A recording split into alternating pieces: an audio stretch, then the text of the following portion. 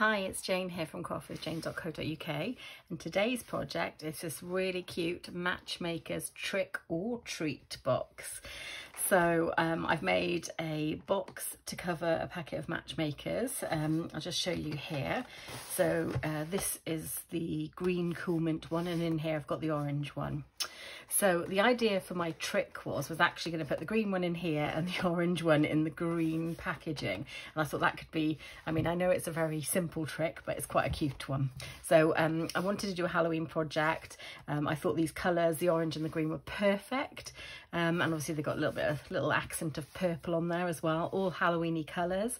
And I wanted to showcase two stamp sets. So I wanted to showcase the Bewitching Stamp Set, which I love, with these fantastic hats, and it comes with a coordinating punch which punches out the hat, some stars and a band which can fit on the hat there. And I wanted to showcase the Alphabest stamp set, which is amazing, has all of these beautiful characters on it and these outlines here, and it's got this gorgeous little punch which coordinates with it as well. So this is definitely a stamp and punch bundle project for sure. So I'll pop these to one side and we'll get on with the project. So this is the designer series paper I've used, which is just on a piece on the front of the box, and I've left it with the stars and the spots in the black and white. And this paper is actually called the Black and White Designs DSP.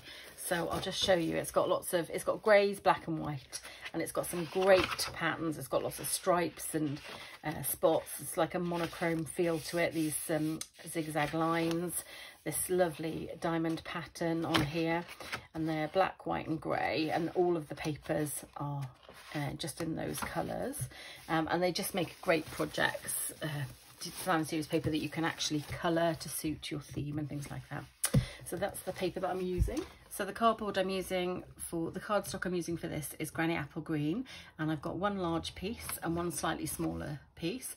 The large piece measures 8.5 by 7.5, and the smaller one is 6 3/4 by 7.5 inches. If you would like the measurements in metric, please follow the links below to my blog. I will be putting imperial and metric on there, so you'll have centimetres and inches. On the slightly larger piece, on the long side, I'm going to score it at 1 inch, and I'm going to score it at 6 3/4. and 7 3/4. And then on the smaller piece, on the 7.5 side, so the longer side, I'm going to score it at 5.5 and 6.5. And then I'm going to rotate it and score it at 1 inch. And that is the scoring done. Okay, so I'm going to get my paper snips out just at this point. So I know that I'm going to cut up here because this is going to be a tab to glue with, just here like this, and then this is going to be the bottom of the box, so I'm going to cut up like this, and I'm going to mite it in to make my little tab to help glue my base together. So that is my first one. And then my second one, if I rotate it, so this is the top part of the box, so this is what will be gluing onto here. So with that in mind, I know I need a tab along here, so I'll just cut that up like this, and I'm going to be taking this end tab off like this. I'll do the same up here. I'll take this bit off here. I'm going to cut along here, and then I'll leave this because this is going to be the top part on the lid, and I will cut down here. So I'm going to, just for ease of getting the box in and out, I am going to use a corner rounder to round the two corners of the lid, the bit that folds into the box on itself to keep it shut. So I'm just going to pop this in like that, and I might have to bend this one out of the way, and I'm going to do the same just here. Lovely. Okay, so this is, okay, so you can sort of see it starting to come together now. So it will look like this, and that's how I will make the box up. So I'm just going to do some burnishing of my score lines. And then I'll finish the bottom here. And the top just up here. Just like that. Lovely. Then I'll do the same here. I'll burnish just here. There's only a few lines to burnish just here, isn't there? And this one here. Now this is going to be the back of my box, and I know that I need to mark with a pencil the midpoint. So if that's about the midpoint, is that? So it'll be about the 3 just there. So I'll get a pencil and I'll mark just where I think the midpoint is. I'm going to use a circle punch. You can definitely use a circle die for this if you want to. And I'm just going to punch a little notch there, and that'll be my thumb notch to help me open up the box.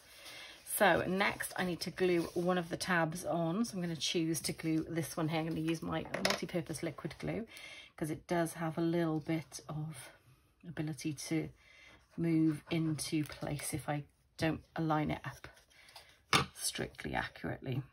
So I'm going to do that, make it pick up a tiny bit, and then I'll move it to this position and just check I've got it all lined up. And I think I have got it all lined up. So I'll just do this and check that it matches on that side as well. Yes, it does. Okay, perfect. So I'm going to use my bone folder and press down here. And next I'm going to glue this piece on as well. So I'll just pop a bit of glue along here like this. And then I will fold over this piece. So if I do that, I could then fold there. There you go, it might be a bit easier for me to do. Press that down and then just move it up and change it the other way, and that way you can just check it's all aligned, and it is. So I'll use my bone folder, lovely, and that way, and use my bone folder. Okay, perfect. Okay, so we know that's the back of the box, and we know this is the front of the box. So I'm going to put my designer series paper on, and I've got my piece here which I've cut out to give me a little border, and this piece measures 5.5 by 5.25. So I'm going to pop a little bit of glue on the back of here, just around the edge, just like this, and I'll pop this into place then. So just going to go like that, and then I'm going to check that my borders look equal, and they do. And then I'm going to press down all around the edge. Lovely. Okay, so next I'll do a little bit of decorating. So I've already punched out some of the bits I need to. So I've got my hat, which I've stamped on my lovely Granny Apple Green cardstock here. And I've got most of my letters pre-stamped. All of them are pre-stamped, most of them are cut, but I thought I'll show you how I line up my E and my A. So I stamped it, and then I just do that, whoops, and I pop it out like that. So simple to use. And I'll do the same with the A. So I'm going to turn it towards me. I'll make it a bit easier for me to see, and I'll just pop it. Lovely. So both of those are there, and I'm going to do the same with my lovely hat. So I'll just do this. Ooh, I'm going to need to cut the bottom away, just to make sure it fits in my stamp, and then I will do my best to line it up, and then I'll show you sort of what it looks like. And it's got like a rim around it. There you go.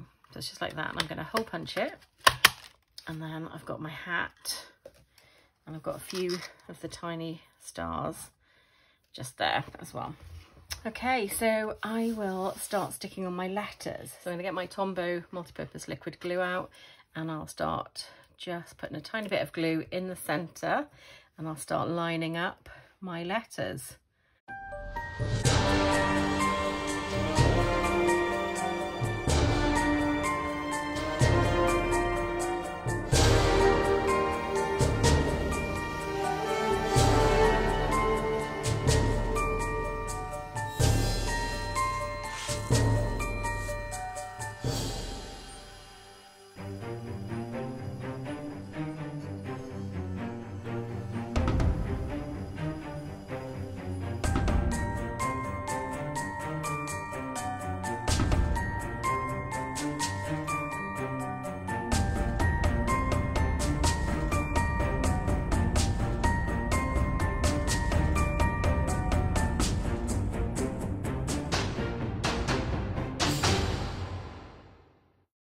Okay, so I've glued all the pieces and allowed them just a minute or two to dry. Next I'm going to prop my cute hat, my witch's hat, up on dimensionals like that, and I'll just take the back ends off, and then I'm going to pop the hat like that, just there. That's great. I will put a little bit of glue on the back of one of these stars and just a dot, if I can get a dot on there. Oops. There you go, tiny bit there. And I will put that in this dot up here and line it up as best I can with these stars already here. Yeah, that looks quite cute, doesn't it? Press that down, and then I'm going to use a matte black dot to pop in the centre of that one. I just think it makes a cute little, almost discreet little hidden feature just there. And then I'm going to glue the bottom of the box. So hold it like this, glue it down with some tabs just here. Lovely. So I'll glue the back of the box first, hold that into place, and then I'm going to glue along here.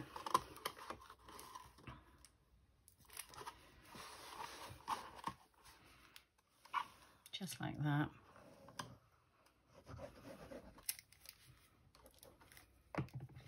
And then I'm going to fold my box into place like this. There we go. Press it down. So it's slightly misaligned, so I'll just make sure it's aligned a bit better. There we go. I'm going to press along the bottom just here, turn it over, and use my bone folder and just scoop along to make sure that it glues well. There we go. So that is the inside of the box just there, completed, and that is the bottom of the box, and that's how it looks from the front. So now I'm going to put my treats in there. So this was my ploy to do my trick for the trick or treat, and I was going to put the orange one in the lime box, in the green box, granny apple green, and then vice versa, I'll do the green one in the orange box. And then you just literally close it like that. Now you can definitely leave it like that, that's not an issue. However, I have got this gorgeous ribbon just here.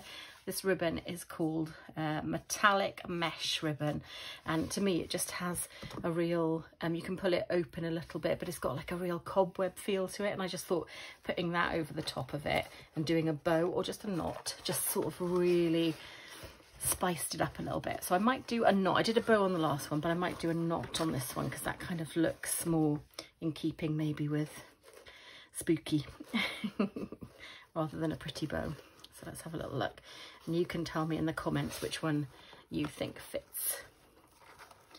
So I'll pop that like that and do my little knot just there, and then I'm going to cut across it straight, I think. Okay, and this one, cut across it straight. There you go. And that is my, just mesh them up a little bit, maybe put it to the front, and there we go. Let's open them up so they look kind of spooky. So these are my completed projects, and I think I'm going to call them Matchmakers Trick or Treat Box. And the trick, obviously, as I've showed you, is that I've got the orange one in the green box and I've got the mint one in the orange box, which I think is a really cute trick. And the treat is obviously that you're going to get, so it's not an or, I suppose it's an and, but the treat is that you're going to get some lovely chocolates in your gift. Please do comment down below, let me know which one you prefer. Obviously they're both pretty similar, and I guess it would just be purely which colour you like the best. But I think they look really cool, and I'm really happy with this project. I have managed to use two bundles of stamp sets and punches, and I absolutely love Stampin' Up's punches with their stamp sets. So for me, it's been a double delight using both of those, along with the colour coordination. I just love that about their products. So that leads me on nicely to say that if you don't already have a Stampin' Up demonstrator and you would like to shop some of the products that I've used today, or any Stampin' Up products, do consider shopping with me. I'll send you out a lovely thank you little parcel the month after you've placed your order with me, and I do normally include some free product, definitely a handmade card, and sometimes a handmade gift as well. So give it a shot if you don't already have a demonstrator. You can shop with me if you live in any of the countries in Europe the Stampin' Up provide products in. So do follow the links below if you would like to shop with me. I'm going to say bye for now, guys, and happy crafting.